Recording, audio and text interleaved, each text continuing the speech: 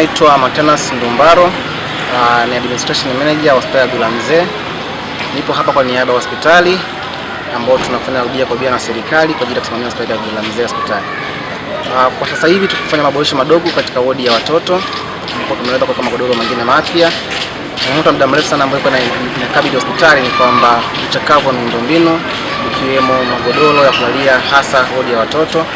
Tumefanikiwa kwa ushirikiano baina sisi na serikali kupatia magodoro mengine mapya, lakini pia kufanya fumigations, kuondoa wadudu ambao wanasumbua pia maeneo hayo kama kunguni na mende.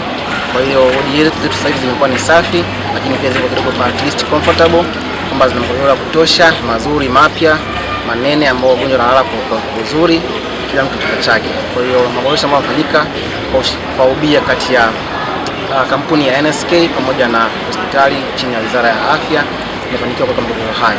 Ni muuguzi mkuu wa Abdullah Mzee Hospital.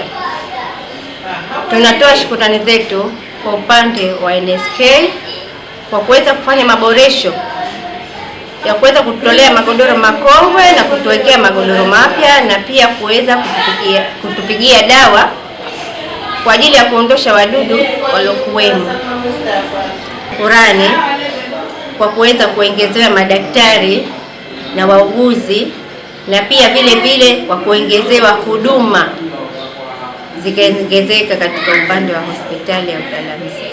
Tunashukuru Mungu, alhamdulillah rabbil alamin, tunaendelea vizuri na inshallah Mungu afanye pesi ili kufanya vizuri zaidi ya hivi. Tunataka sana na huduma hizi na nzuri, Allah afanye pesi na mwakani pia vile waendelee na huduma hizi vizuri.